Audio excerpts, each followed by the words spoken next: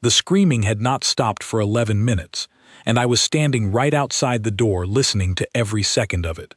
I am Ethan Marlowe, Cadet Designation 714, the only human currently enrolled at Caldrith Station, the largest joint training academy the Coalition of Allied Worlds has ever built.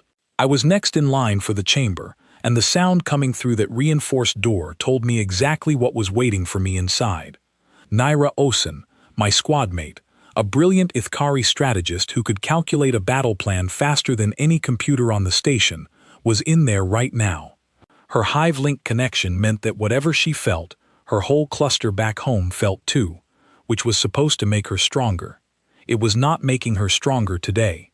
Her voice cracked through the door speakers in a language I did not understand, but the tone needed no translation. Commander Voss Talon stood beside the control panel, arms crossed, his 4 eyes flicking between the readouts and the door. He did not look at me. None of the instructors ever looked directly at me before a chamber session. I used to think it was respect. I had since learned it was pity. Osen's cortisol levels are past the safety threshold, said the technician monitoring the panel, a young Vextari cadet named Priya Sela Korin, pulling her out now. The door hissed open. Naira staggered out, her 4 legs shaking, her strategist eyes wide and unfocused. 2 medics caught her before she hit the floor. She did not look at anyone.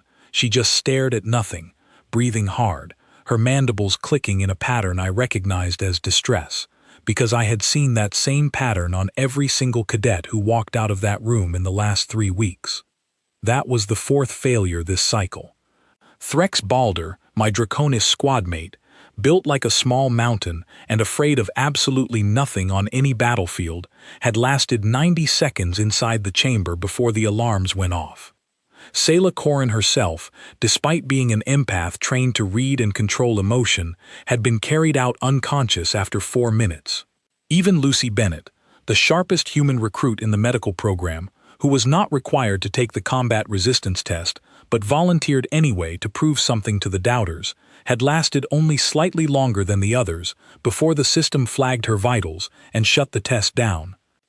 Everyone at Caldrith Station had a theory about the chamber. Some said it was the most advanced psychological weapon ever built, a machine that could reach into a mind and find the exact shape of its deepest fear, then build a room out of that fear and lock you inside it.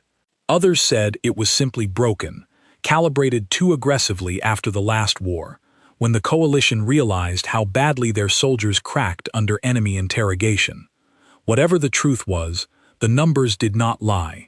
Out of every species enrolled at this academy, not one cadet had completed the standard 8-hour resistance cycle without the system forcibly ending the test early. I was about to be the next name on that list, and everyone around me already assumed how the story would end. Marlowe, Commander Voss Talon said, finally turning those 4 eyes toward me. You are aware that command track requires a passing evaluation in the chamber.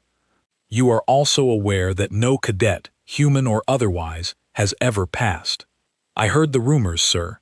They are not rumors, they are recorded results. He tapped the panel, and a wall of data appeared, rows and rows of failed attempts, stretching back years. The device does not care about muscle mass or reflexes or how many pull-ups you can do. It cares about what breaks a mind. Every species that has tried has broken. Behind him, Admiral Corin Dre stepped into view, arms folded behind his back, his expression unreadable behind the pale gray skin common to his people. He was the officer who had pushed hardest for humans to be tested at all, arguing loudly in the command briefings that our species had no business sitting in command seats until we proved we could withstand the same trials as everyone else. I had heard him say once, not realizing I was in earshot, that humans were an unstable variable the Coalition could not yet trust. Let him try, Admiral Dre said now, his voice flat. I would like to see how long the human lasts before he starts screaming like the rest of them. I felt the weight of every eye in that control room land on me. Naira Osen was still being helped toward the medical bay, glancing back at me with something between concern and quiet resignation, as if she already knew what was coming and simply felt sorry that I had not been warned sooner. Lucy Bennett, sitting near the monitors with a datapad in her lap, gave me the smallest nod, the kind of nod that says good luck without needing words. I walked toward the chamber door. It did not look like much from the outside. A simple round hatch, gray metal, no markings except a small warning symbol that had been worn smooth from years of anxious hands touching it before stepping through. Inside, according to the specifications every cadet was briefed on, the room used a combination of full sensory immersion, targeted neural signaling, and psychological modeling drawn from a cadet's own personal history to construct a scenario engineered to break resistance. It sent signals that mimicked distress directly to the nervous system. It manufactured despair using a person's own memories as building blocks.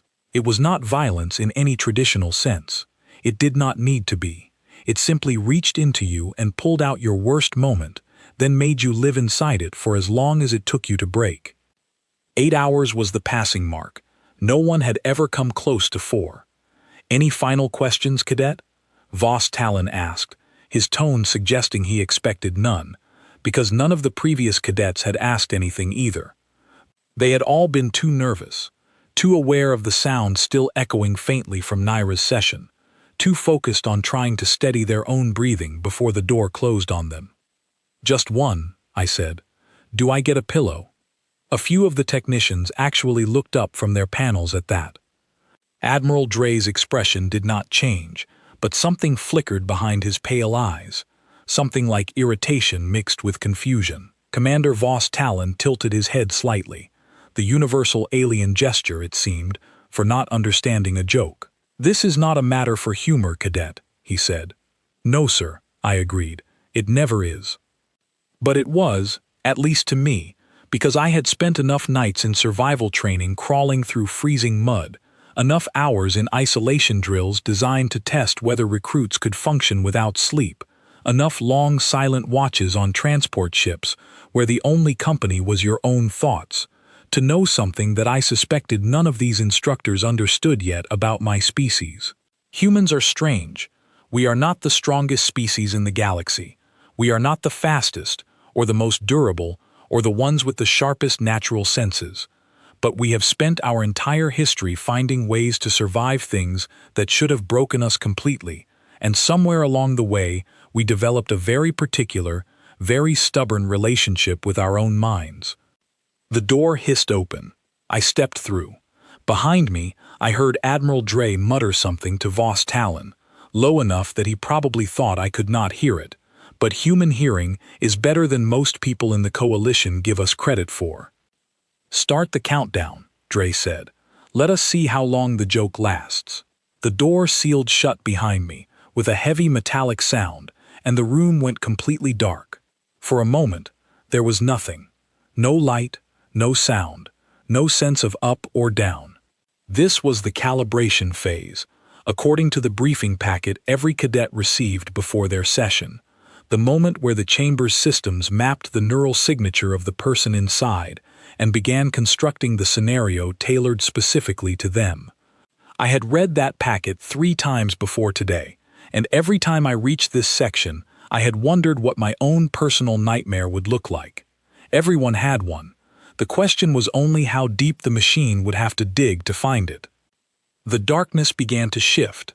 I felt cold first, a deep, bone-level cold that had nothing to do with actual temperature and everything to do with whatever signal the chamber was sending directly into my nervous system. Then came the sensation of falling, my stomach lurching the way it does on a transport ship losing artificial gravity, except there was no ship here, no gravity to lose, just an empty simulated void built entirely from whatever the machine believed would frighten me most. I recognized this trick immediately.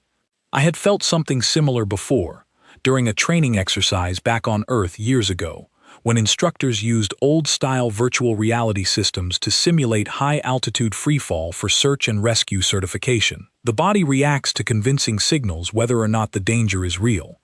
That is simply how nervous systems work. But knowing the trick and feeling the trick are two very different things, and I could feel my heart rate climbing, despite every rational part of my brain insisting that I was standing perfectly still on solid ground back at Caldrith Station. Around me, shapes began to form out of the dark. Faces, voices, fragments of memory stitched together into something that was not quite real and not quite fake either. Something the machine had assembled from the deepest corners of my own mind, places I did not even consciously remember visiting. This was, according to every account I had heard, the moment where cadets began to break. I closed my eyes, even though closing my eyes inside a fully immersive neural simulation does absolutely nothing to block what the machine is sending directly into your brain. Old habits are hard to shake. Instead, I did something else, something I had learned a long time ago from an instructor during a very different kind of survival course, a technique that had nothing to do with strength or willpower, and everything to do with simply refusing to hand your attention over to something that wants it. I started counting my own heartbeats. It sounds like a small thing. It is a small thing. But there is a very old truth about the human mind that most other species in the galaxy have never had the chance to fully understand, because most other species do not spend a third of every single day of their lives completely unconscious and somehow still function afterward. Sleep is not just rest for a human brain. It is maintenance. It is the mind quietly sorting through every frightening, overwhelming, unbearable thing that happened during the day and filing it away somewhere it can be managed. We have been doing this every single night for our entire existence as a species. We are, whether the coalition realizes it or not, remarkably practiced at surviving inside our own minds. The shapes around me grew louder, more insistent, reaching for something inside me the machine clearly believed it had found. I let it reach. I did not fight it, because fighting was exactly what every failed cadet before me had done, and fighting was exactly what the chamber was built to defeat. I just kept counting. 1, 2, 3. Somewhere far outside that sealed metal door, on the other side of a wall I could no longer feel or see, a room full of coalition officers was about to watch something happen that none of their models had ever predicted. Something that was going to make Admiral Corindre very quiet for a very long time. But I did not know that yet. All I knew, standing inside the dark, was that my heartbeat was slow and steady and calm, and that somewhere between the fourth count and the fifth, the exhaustion of the last 2 days of training finally caught up with me, and the darkness around me stopped feeling like a threat and started feeling like something much simpler. It started to feel like a place to rest. Inside the chamber, the constructed nightmare kept building around me the way it was designed to, throwing scene after scene at my mind with the clear intention of finding a crack somewhere and forcing it wider. I want to describe what I actually experienced in there, because even though I later learned what it looked like from the outside, the truth is that for most of it, I was not fully aware of anything at all. The system had pulled fragments from my memory, twisted them, and arranged them into something meant to feel like loss. I saw faces I recognized from home, people I cared about, placed into situations that never happened and never would happen, all of it engineered to trigger the kind of despair that had broken every cadet before me. I felt the pull of it, the way you feel a current in water even when you are standing safely on the shore. It wanted my attention. It wanted my fear. It wanted me to fight back, because fighting back was exactly what gave it something to work with. I did not fight back. Somewhere in that first hour, my counting slowed down, then stopped altogether, not because I lost control, but because my body simply did what human bodies do after 2 days of intense training, irregular meals, and far too little rest. I fell asleep. Not a simulated sleep, not some trick of the chamber's programming, but real, ordinary, human sleep, the kind that happens every single night on a planet full of people who have spent their entire existence needing it to survive. Outside the sealed door, none of this looked ordinary at all. I learned the details of what happened in the control room later, pieced together from several different people who were there, because I was, quite literally, unconscious for almost all of it. Lucy Bennett told me some of it. Commander Voss Talon, in his usual clipped and formal way, confirmed the rest. Even Admiral Corindre, though he never said much about that day afterward, once let a few details slip in a conversation I was not supposed to overhear. According to the monitoring panel, my vital signs behaved exactly the way every other cadet's vitals had behaved for the first 90 seconds. Heart rate elevated, breathing quickened, neural activity spiked in the regions associated with fear response. For those first 90 seconds, everyone in that control room assumed they were watching the beginning of yet another failure, another human name added to the long list of cadets the chamber had broken. Then something happened that had never happened before in the entire recorded history of the device. My heart rate began to drop. Priya Selakoran, the young Vextari technician monitoring my readouts, apparently sat forward so fast she nearly knocked over her own console. She told Lucy later that her first thought was that the equipment had failed, because nothing about a properly functioning chamber session should ever show a subject calming down. The entire design of the machine depended on escalating distress. A dropping heart rate this early in the cycle meant either the system had malfunctioned or the subject inside had died, and either possibility was serious enough to justify pulling me out immediately. "Systems check," Commander Voss Talon ordered, his 4 eyes locked on the readout. "Confirm subject status." The systems check came back clean. The chamber was functioning perfectly. Every signal was being sent exactly as designed, the same distressing scenarios, the same manufactured despair, the same neural triggers that had reduced Naira Asen to tears within minutes and knocked Selakoran unconscious in under 5. The machine was doing exactly what it always did. I simply was not reacting to it the way everyone expected. "He is still breathing," said one of the medics stationed near the panel, checking a secondary life signs monitor that ran independently of the chamber's own systems. A safeguard built in after an early prototype had genuinely injured a test subject years before this academy existed. "Respiration is steady. Actually, it looks—" The medic paused, frowning at her own readout as if she did not quite trust it. "It looks like normal sleep breathing patterns." "That is not possible," Admiral Dre said, stepping closer to the panel himself now, his earlier confidence replaced by something closer to genuine confusion. "The chamber does not permit unconsciousness. The neural signaling is specifically designed to keep a subject fully aware throughout the entire session. That is the entire point of the exercise. A subject who loses consciousness has either been overwhelmed to the point of shutdown, which would show very different vital signs than what we are seeing, or the system has failed to properly engage." "The system is engaged," Priya Selakoran said, scrolling through data at a speed that suggested she was trying very hard to find an explanation that made sense. "Neural signaling output has not changed at all. It is delivering the exact same distress patterns it delivered to Cadet Asen 40 minutes ago. Cadet Marlowe's brain is receiving every signal. He is simply not responding to them the way every other recorded subject has responded." Lucy Bennett, who was sitting off to one side, monitoring general cadet welfare rather than directly overseeing my session, apparently could not stop herself from laughing quietly at that point, though she quickly turned it into a cough when Admiral Dre glanced her way.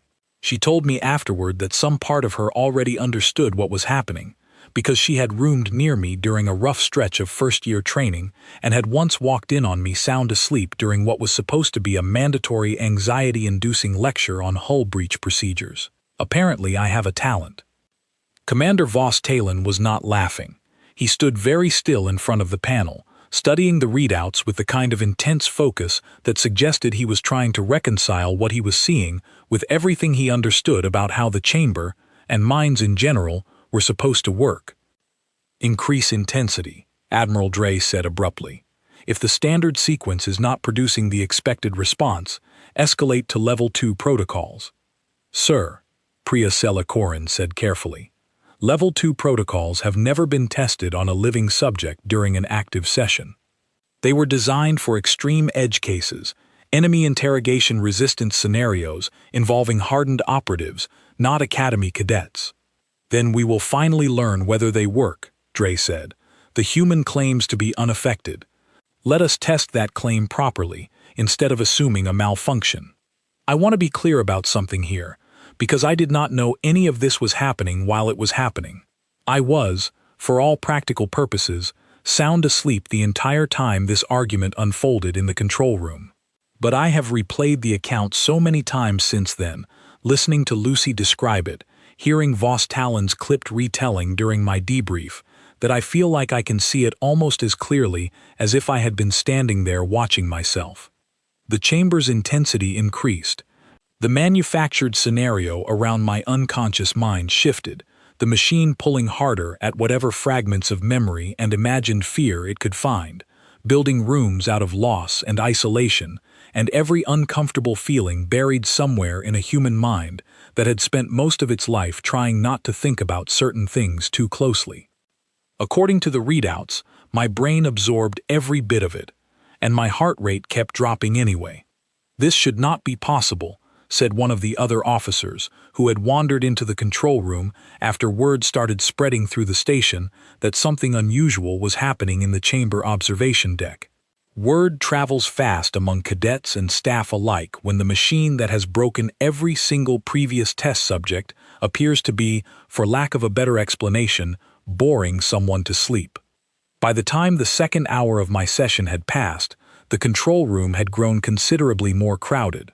Naira Asen, recovered enough from her own earlier session to stand and observe, had come to watch, her 4 eyes fixed on the readouts, with an expression Lucy later described as somewhere between disbelief and a very cautious kind of hope.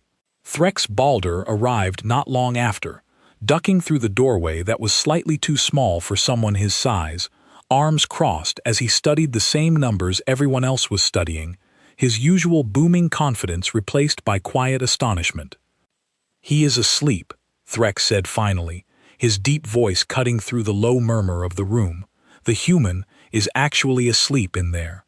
The chamber is delivering full-intensity distress signaling," Vos Talon said, more to himself than to anyone else, as if repeating the fact might help him understand it.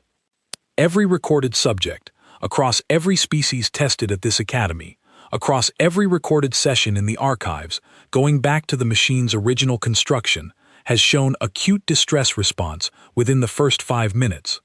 Cadet Marlowe's neural activity has stabilized into what our own medical staff are identifying as standard deep sleep patterns.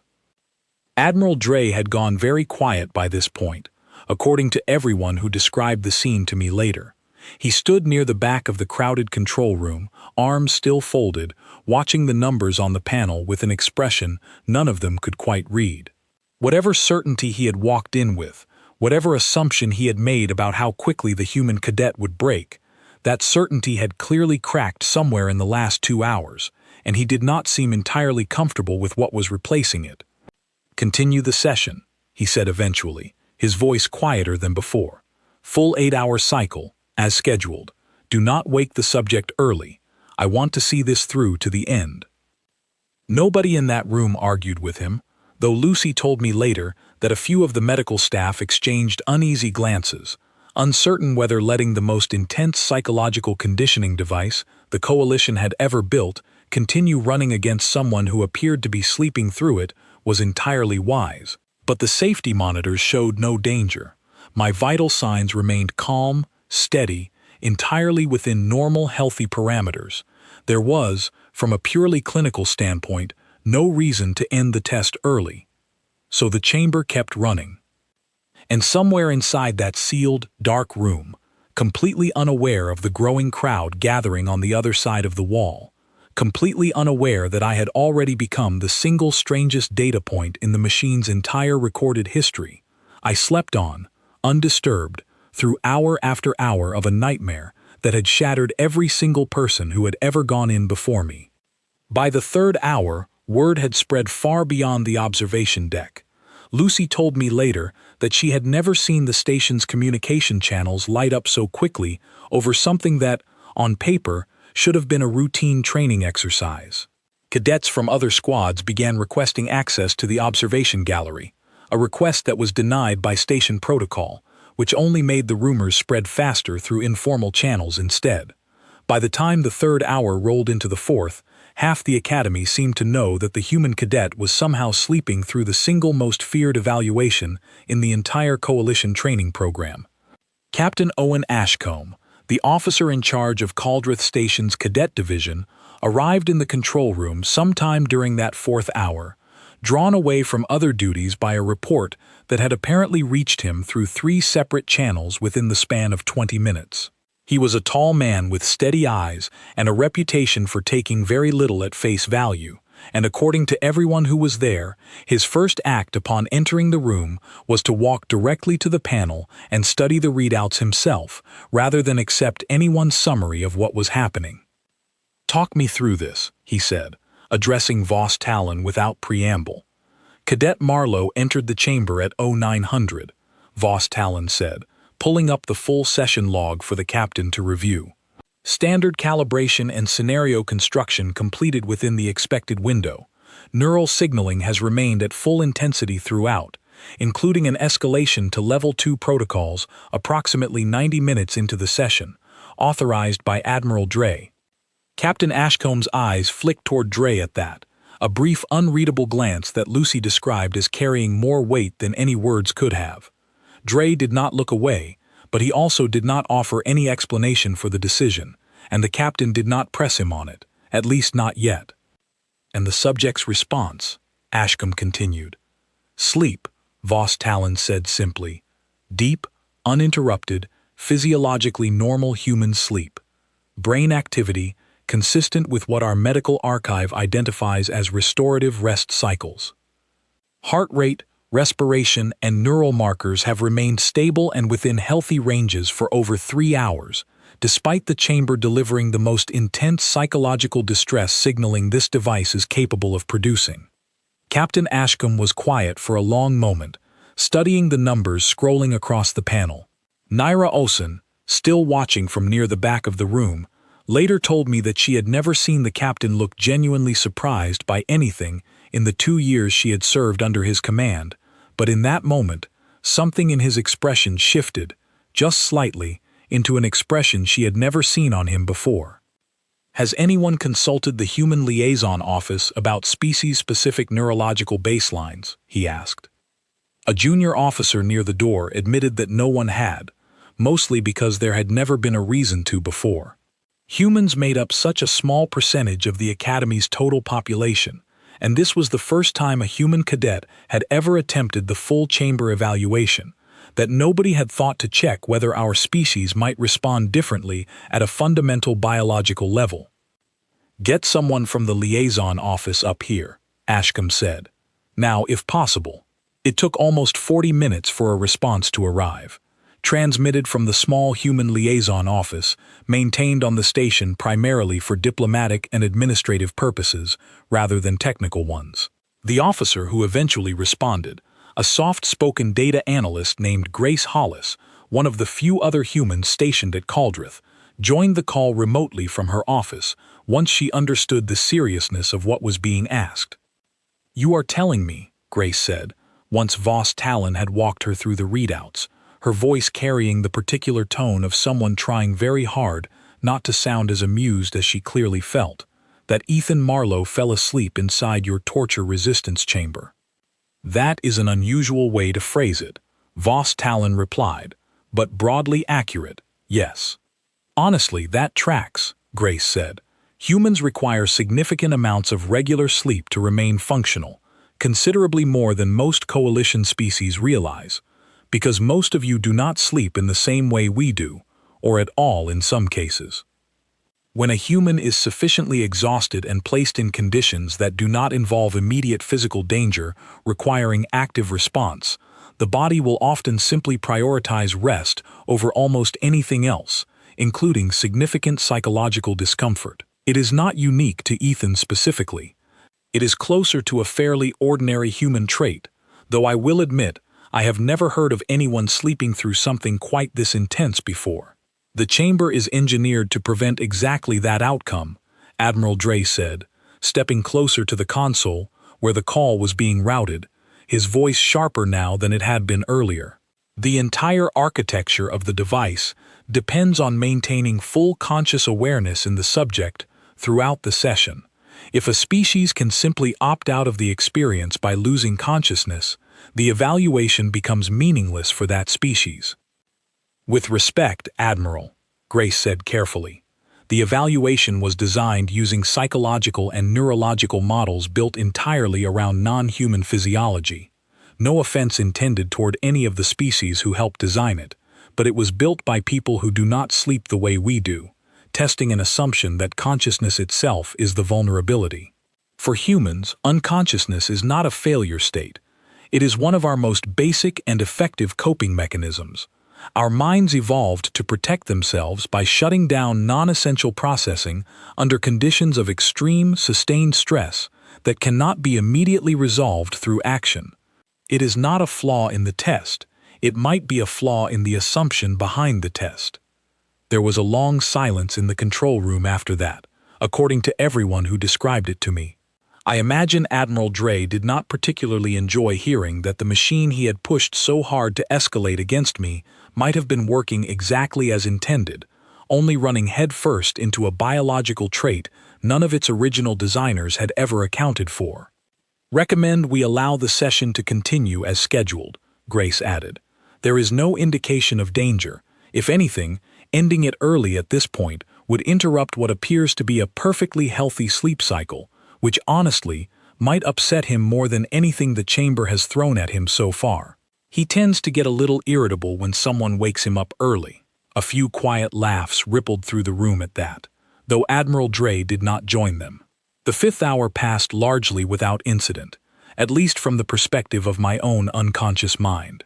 The chamber, according to the logs I reviewed much later, continued cycling through increasingly elaborate constructed scenarios, pulling deeper into whatever fragments of memory and imagination it could access, apparently attempting, in its own mechanical way, to find some threshold it had not yet crossed.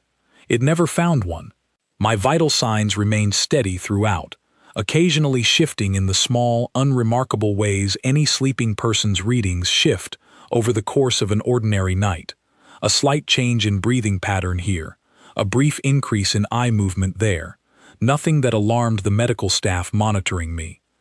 What did happen during the 5th hour was a growing shift in the mood of the control room itself, a change that several people described to me afterward in strikingly similar terms.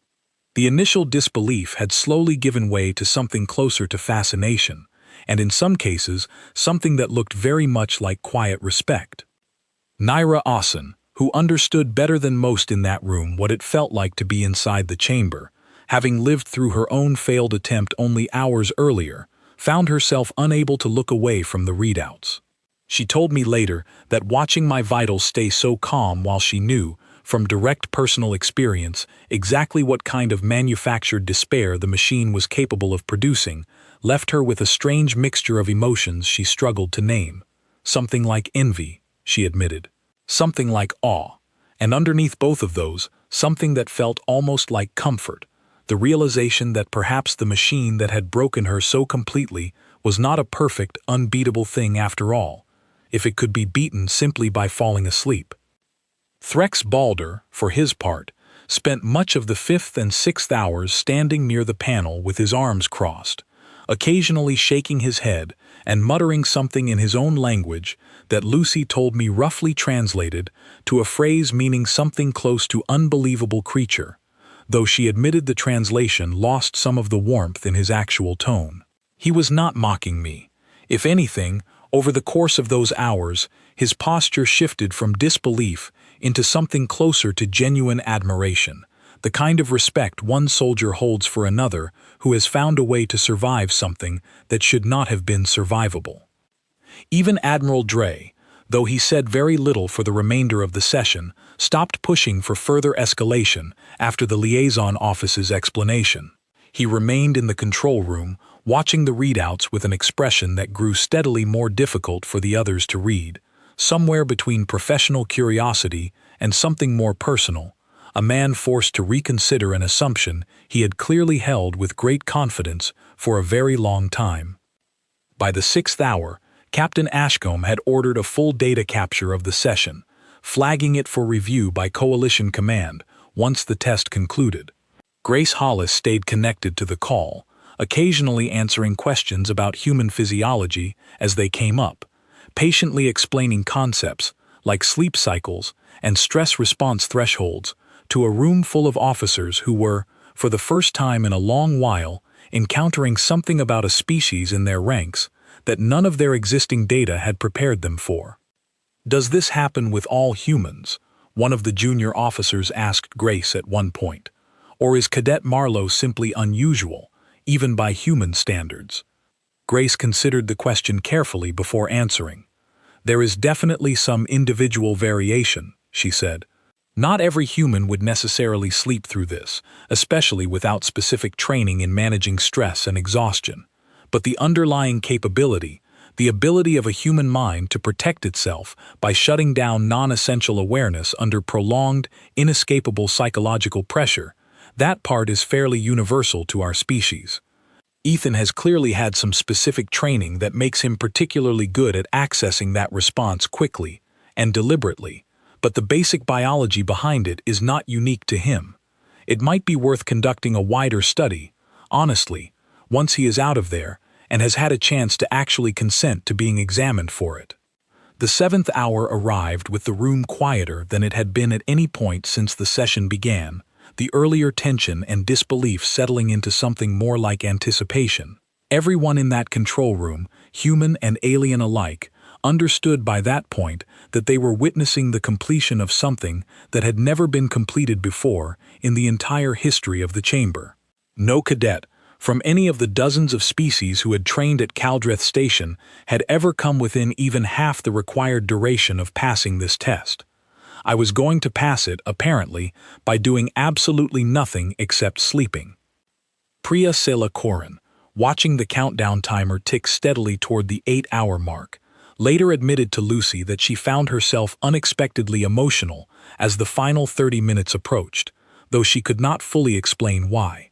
Perhaps it was simply the weight of watching history happen in real time. Perhaps it was something more personal, the quiet hope, shared by many of the cadets who had already suffered through their own failed attempts, that if a human could beat this machine simply by refusing to engage with it the way it expected to be engaged with, then maybe the machine was not quite as unbeatable as it had always seemed.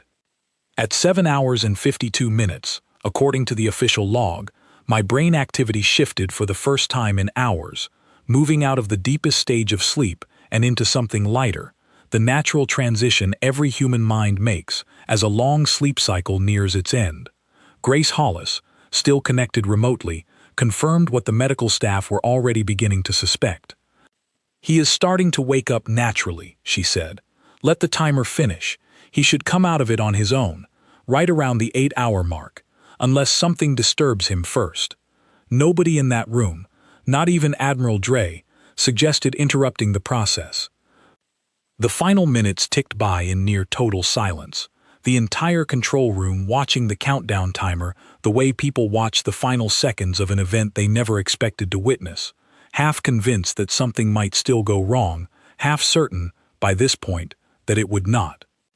At 8 hours exactly, the chamber's systems began their automatic shutdown sequence, the constructed nightmare dissolving away from around me piece by piece, the manufactured despair and isolation and every carefully engineered fear the machine had thrown at me for the better part of a full working day, finally releasing its grip on a mind that had never, not once during the entire session, actually surrendered to it.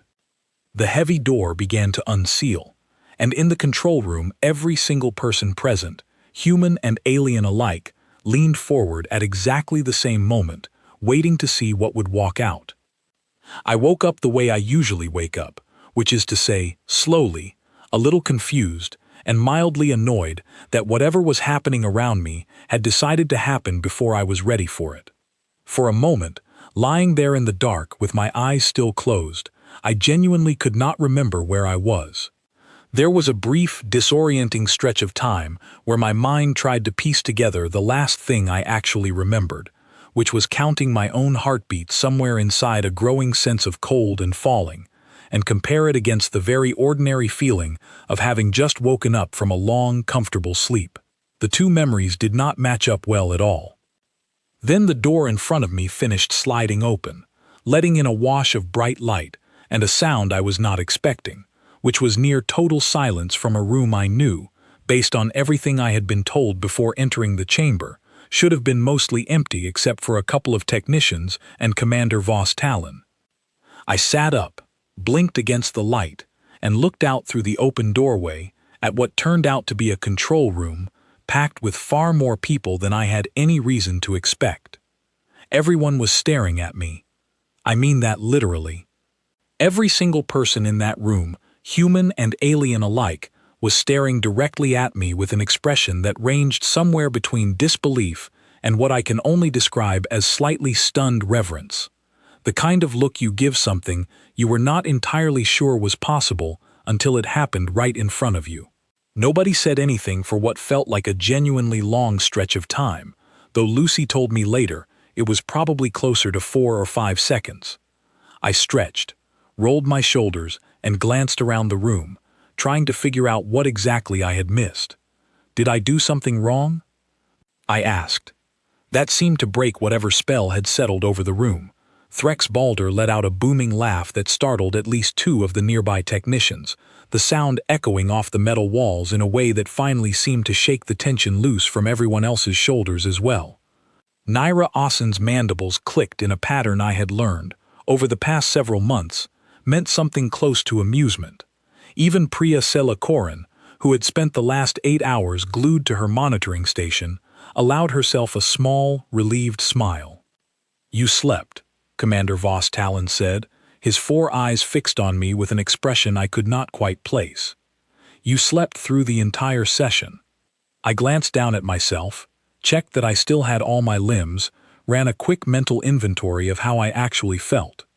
Rested, mostly, a little stiff from sitting in one position for 8 hours, hungry, in the specific way you get hungry after skipping a meal without realizing it. Otherwise, honestly, better than I had felt in days. "I guess I needed the sleep," I said, standing up and stepping out of the chamber, my legs a little unsteady after so many hours without moving. We do not really build resistance mattresses like this back home, but I will admit it was surprisingly comfortable once you get past the whole manufactured despair part of the experience. A few of the officers actually laughed at that, a genuine, surprised sound that suggested nobody had expected the day's most historically significant test result to be delivered with a joke about mattresses. Lucy came over immediately, running a scanner over me with the practiced efficiency of someone who had been quietly worried the entire time despite her outward confidence, checking my vitals against the readings the monitoring equipment had already recorded.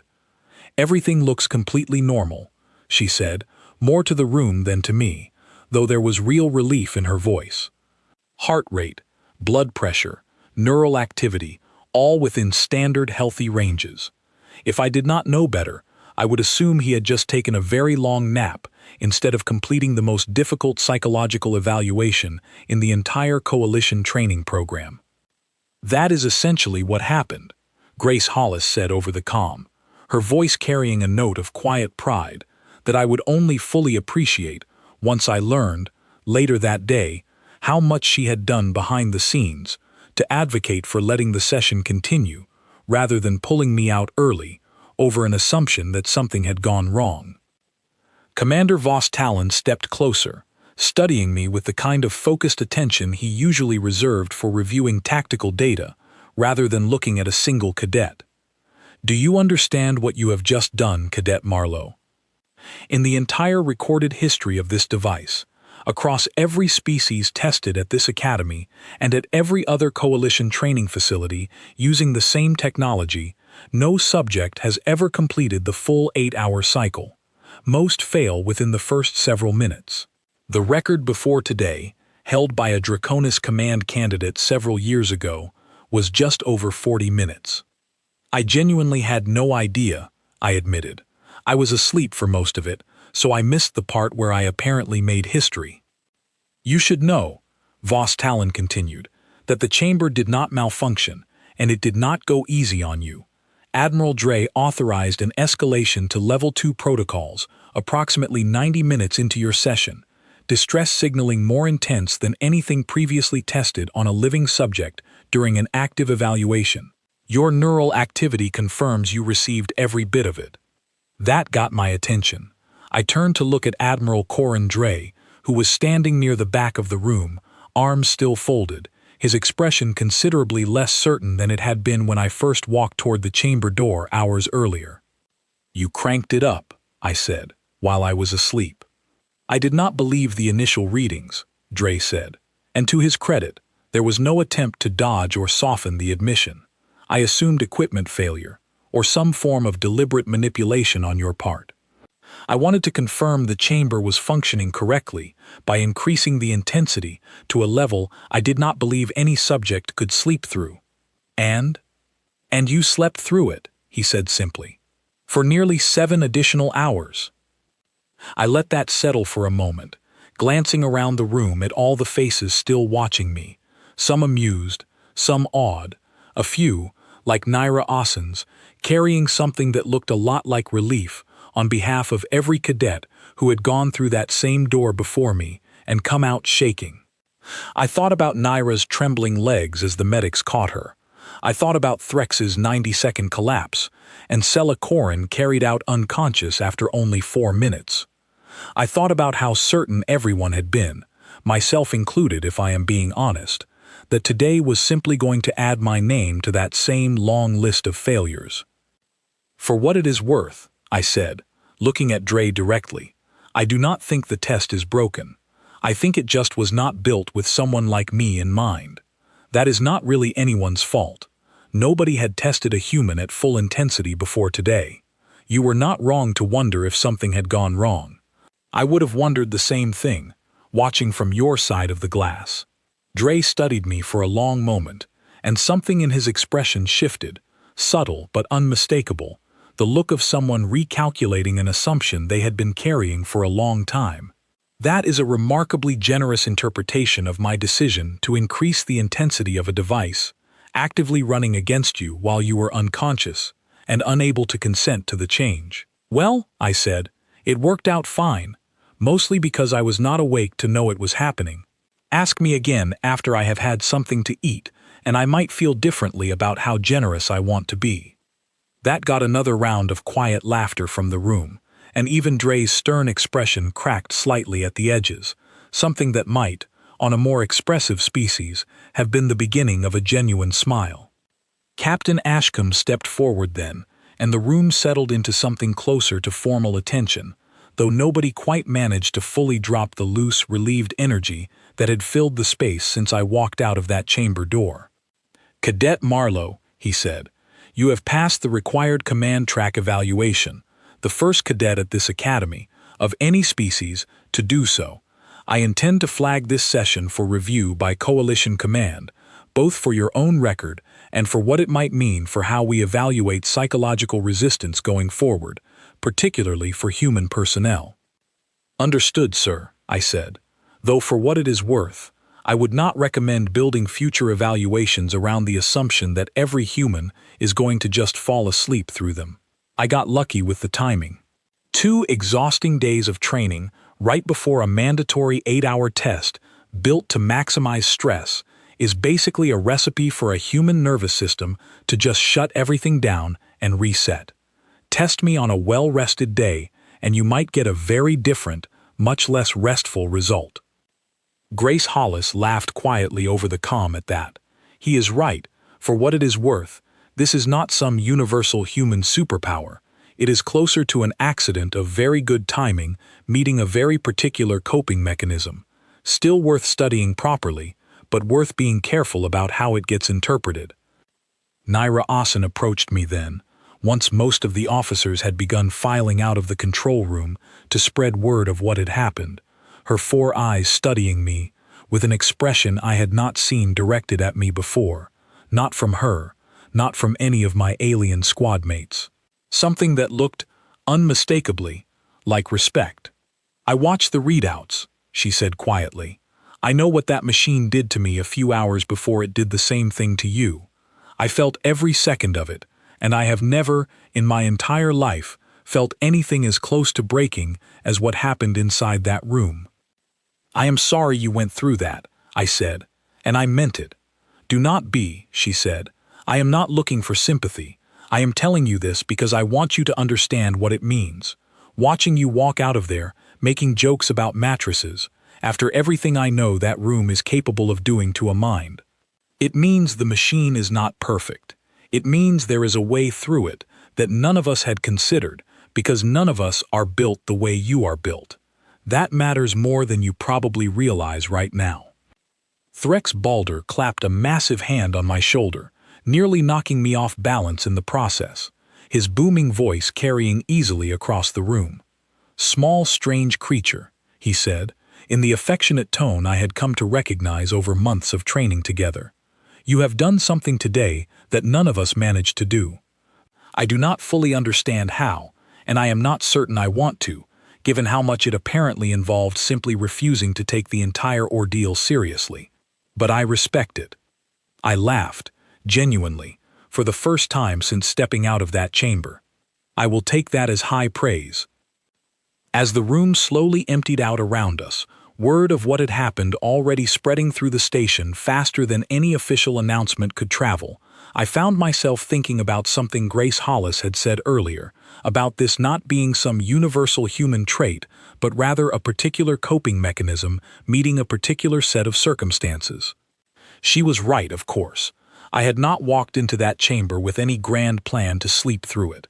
I had simply done what I usually did when faced with something overwhelming that I could not immediately fix through action, a habit built from years of training and long nights and the simple, unglamorous reality of being human. But standing there in that control room, watching Admiral Dre quietly reconsider a version of humanity he had clearly walked in with that morning, watching Naira Asen's expression shift from resignation to something closer to hope, I began to understand that what had just happened was going to matter for reasons far bigger than my own personal test result. Something had shifted in that room today, and I suspected it was not going to stay contained to Caldrith Station for very long. By the following morning, the story had already outgrown Caldrith Station. I found this out the hard way, walking into the mess hall for breakfast and discovering that a cadet from an entirely different training wing, someone I had never met, someone whose species I could not even immediately identify, stood up as I walked past and offered what I can only describe as a small, formal bow. I stood there holding my tray, completely unsure how to respond, until Lucy Bennett grabbed my arm and steered me toward an empty table before I could make things any more awkward than they already were. "You are famous," she said, sitting down across from me, clearly enjoying my discomfort far more than she should have. The session logs got flagged and forwarded to Coalition Command overnight, exactly like Captain Ashcombe said they would, but apparently someone on the review committee could not resist sharing the summary with a few colleagues, and from there, it just kept spreading. By the time I woke up this morning, 3 different training academies had already requested copies of the full recording. "It was 8 hours of me lying still and breathing," I said. "I feel like that is going to be a fairly disappointing recording for anyone expecting something exciting." "You clearly do not understand how rare disappointing is around here when it comes to that particular machine," Lucy said. "Every other recording in that archive shows someone breaking. Yours is the first one that does not. That alone makes it worth watching, even if the actual footage is just you sleeping." I thought about that for a moment, turning my attention to breakfast, unsure exactly how I was supposed to feel about being famous for taking a nap. The days that followed brought a steady stream of small changes, each one on its own fairly minor, but together forming a picture of just how far the ripples from that single chamber session had actually traveled. Commander Voss Talon requested a formal meeting with me, not as a disciplinary matter, but to walk through the full session data in detail, asking careful, methodical questions about what I remembered experiencing, what techniques I had used before losing consciousness, whether the sleep had been a deliberate choice or simply something that happened to me. I answered as honestly as I could, though I will admit some of my answers were less satisfying than he probably hoped for, given how much of the actual experience I genuinely could not recall. "You understand," he said toward the end of that meeting, "that this data is going to change how the Coalition evaluates command readiness for human personnel going forward, possibly for other species as well. once researchers begin questioning whether the chamber's underlying assumptions were ever as universal as we believed. I understand it might, I said. I am not sure that is entirely a good thing, though. If people start assuming every human can just sleep through anything difficult, that is not really accurate, and it might set some strange expectations.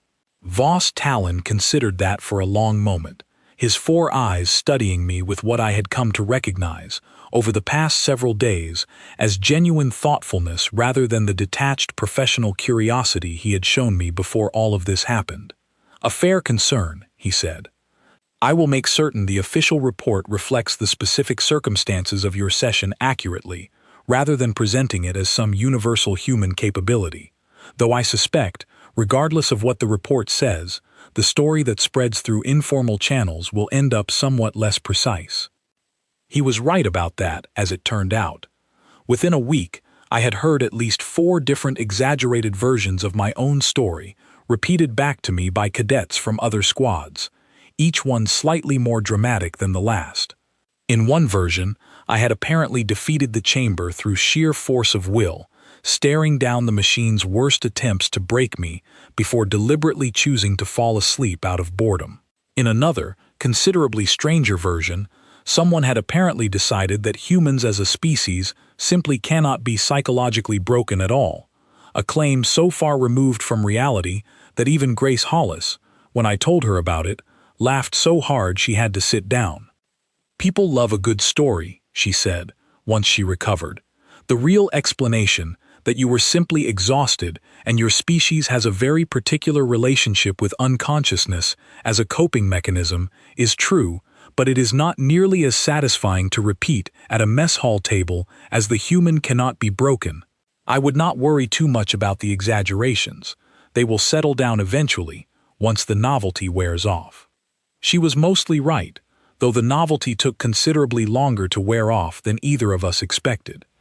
Naira Asen requested a private conversation with me about 10 days after my session, finding me during one of the rare quiet stretches between training exercises, sitting alone near one of the station's observation windows, looking out at the slow drift of stars. She sat down beside me without asking, which I had learned by that point was simply how she approached most conversations she considered important. I have been thinking about what happened in that room, she said, both to me and to you. I want to ask you something, and I would appreciate an honest answer rather than a polite one. Go ahead. Do you believe your species is stronger than mine because of what happened? I thought about that question carefully before answering, because it mattered, and because I understood, even before she explained further, that there was a lot riding on how I answered it. No, I said finally. I do not think strength is really the right word for what happened in there. You are one of the sharpest strategists I have ever trained alongside. I have watched you calculate battle scenarios faster than most tactical computers on this station. None of that changed because a machine built to attack a very specific kind of vulnerability happened to find one in you, and did not happen to find the same kind in me, at least not on that particular day, under those particular circumstances. If anything, I think what happened in there says more about how differently our two species process fear and exhaustion than it says about which of us is stronger. Naira was quiet for a long moment, her mandibles clicking softly in a pattern I did not immediately recognize. That is a more thoughtful answer than I expected, she said eventually. Most people, having just made history the way you did, would have enjoyed the chance to feel superior for a while. I did enjoy it a little, I admitted, mostly the mattress joke. But no, I do not think what happened makes me better than you. I think it just means the chamber tested the wrong thing for my species, and got lucky testing the right thing for yours. That is not really an accomplishment worth being smug about. It is more like winning a game because the other players were not told the rules were different for you. She laughed at that, an unfamiliar sound from her that I had rarely heard before, warm and genuine. I appreciate that more than you probably realize, she said. Losing to that machine was difficult enough without also having to watch someone celebrate beating it, as though it proved something about my own worth. For what it is worth, I said, Everyone who watched your session afterward described you as one of the most composed cadets they had ever seen going in. Nobody thinks less of you for what that machine did. If anything, I think most people came away from the last week or two thinking the chamber itself needs to be reevaluated, rather than thinking any cadet who struggled against it was somehow lacking. Admiral Corandre sought me out about 2 weeks after my session, which surprised me considerably more than Naira's conversation had, given how openly skeptical he had been about my species before that day. I found him waiting near the training yard entrance one evening, and something in his posture suggested he had been standing there for a while, working up to whatever he wanted to say. "I owe you something closer to an apology than I have given so far," he said, without much preamble. "I walked into that observation deck assuming your species would prove exactly as unstable and unproven as I had argued in command briefings for the past several months. I authorized an escalation to a protocol we had never tested on a living subject, specifically because I did not want to believe what I was seeing on those readouts. That was not a fair or professional decision on my part, regardless of how it happened to turn out." "I appreciate you saying that," I said, "though I will admit, part of me is glad I was asleep for the escalation, rather than awake to feel nervous about it." He almost smiled at that, an expression that looked slightly unfamiliar on his face, as if he did not use it often. "I have spent considerable time over the past 2 weeks, reviewing the full data from your session, along with the additional research Grace Hollis and her colleagues in the liaison office have been compiling since. I do not think I fully understand your species yet. I am not certain anyone in the Coalition does, including, perhaps, your own people. But I no longer believe the assumption I walked in with, that humans represent an unstable and unproven variable unworthy of trust in command roles. If anything, watching that session forced me to reconsider how much of what looks unstable from the outside might simply be a kind of resilience none of us had a framework for recognizing. "That means a lot, coming from you," I said, and I meant it. "Do not let it go to your head," he said, though there was no real edge behind the words anymore.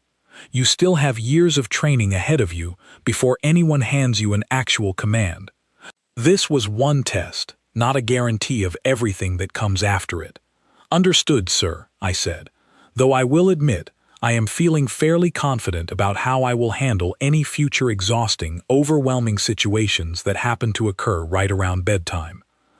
He shook his head, but the almost smile stayed in place a moment longer before he turned and walked off toward the officer quarters, leaving me standing there in the fading evening light of the training yard, thinking about how strange the past 2 weeks had been. The official Coalition Command report on my session, once it was finally released in a form cleared for General Academy access, ended up being considerably more measured than the wilder rumors that had spread through the mess halls in the days immediately following the test. It confirmed the basic facts, that I had completed the full 8-hour resistance cycle without triggering the automated safety shutdown that had ended every previous session early, that my vital signs had remained within healthy parameters throughout, including during an unauthorized escalation to Level 2 protocols that the report politely noted had been administratively reviewed. It included a summary from Grace Hollis's office on human sleep physiology, carefully framed as a preliminary finding rather than a settled conclusion, recommending further voluntary research into species-specific responses to psychological resistance training across the entire Coalition roster, not just for humans. What the report could not fully capture, at least not in the dry, careful language required for official Coalition documentation, was the shift I had started to notice in smaller, quieter ways across the academy in the weeks that followed. Instructors who had once treated me and the handful of other human cadets with a kind of cautious, slightly dismissive patience began asking more direct, curious questions about our training methods, our physiology, the strange particular ways our species had learned to survive things that should have broken us. Cadets from species who had struggled through their own chamber sessions started approaching human cadets, not out of jealousy, but out of genuine curiosity, wanting to understand what exactly it was about us that had let the machine's carefully engineered despair simply slide past unnoticed. I did not think, sitting there in that training yard the evening Admiral Dre offered his half-apology, that any of this made humanity better than any other species in the coalition. Naira Asen's strategic mind remained sharper than mine would ever be. Threx Balder could still lift equipment that would have crushed me without effort. Sayla Corrin's empathic abilities let her read a room in ways I would never fully understand. What had happened in that chamber did not erase any of that. It simply added something new to the picture, a small, strange, slightly embarrassing data point that nobody, including me, had expected to matter as much as it apparently did. But I also understood, standing there watching Dre's retreating figure disappear into the officer quarters, that something had genuinely changed. Word of what happened inside that room was not going to stay contained to a single training academy or a single coalition command briefing. It was already spreading, growing slightly more exaggerated with each retelling, carried by cadets and officers across a dozen different worlds who had never met me and never would, all of them left wondering the same quiet, uneasy question that Admiral Dre had clearly wondered himself before finally seeking me out to admit it. If a machine built specifically to break minds could not find a way past something as ordinary and unremarkable as a tired human falling asleep, what exactly might humans manage to sleep through next? And what else, buried somewhere in all that unassuming, stubborn biology, had the rest of the galaxy not yet discovered? I did not have an answer to that question. I still do not, most days. But I have noticed, in the months since that first chamber session, that people across this station have started watching humans a little more carefully than they used to, with something that looks less like the old, dismissive uncertainty, and more like a wary, curious kind of respect. I think, honestly, that suits us just fine.